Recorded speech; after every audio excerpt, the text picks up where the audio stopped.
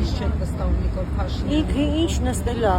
մեր կառավարությունը, մեր հայրենիքը այսպես Իսկ ինչ մեկ ասելիք մեր ժողովրդին, ինչու պետք է չվստահեն այս իշխանությանը։ որովհետև ինքը միշտ մեզ խաբել է, մեր հողերը տվել է,